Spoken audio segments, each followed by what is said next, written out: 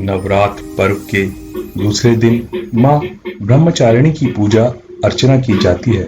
साधक इस दिन अपने मन को माँ के चरणों में लगाते हैं। ब्रह्म का अर्थ है तपस्या और चारिणी यानी आचरण करने वाली। इस प्रकार ब्रह्मचारिणी का अर्थ हुआ तप का आचरण करने वाली। भगवान शंकर को पति के रूप में प्राप्त करने के लिए माँ ने घोर तपस्या की थी। इस कठिन तपस्या के कारण इस देवी को तपश्चचारिणी अर्थात ब्रह्मचारिणी का नाम से अभिहित किया। कहते हैं माँ ब्रह्मचारिणी देवी की कृपा से सर्व सिद्धि प्राप्त होती है। दुर्गा पूजा के दूसरे दिन देवी के इस रूप की उपासना की जाती है। इस देवी की कथा का सार यह है कि जीवन के कठिन संघर्षों में भी मन को विचलित नहीं होने देना चाहिए।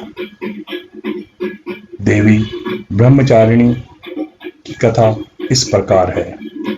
पूर्व जन्म में इस देवी ने हिमालय के घर पुत्री के रूप में जन्म लिया था और नारद जी के उपदेश से भगवान शंकर को पति रूप में प्राप्त करने के लिए घोर तपस्या की थी। इस कठिन तपस्या के कारण इन्हें तपश्चारिणी अर्थात ब्रह्मचारिणी के नाम से अभिहित किया गया।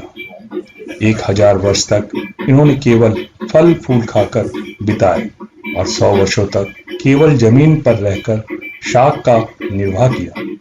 कुछ दिनों तक कठिन उपवास रखे और खुले आकाश के नीचे वर्षा और धूप और घोर कष्ट रहे।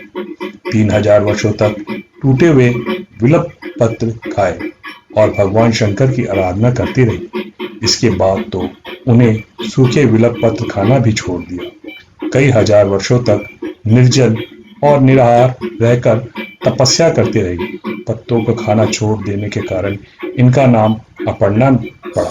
कठिन तपस्या के कारण देवी का शरीर एकदम क्षीण हो गया।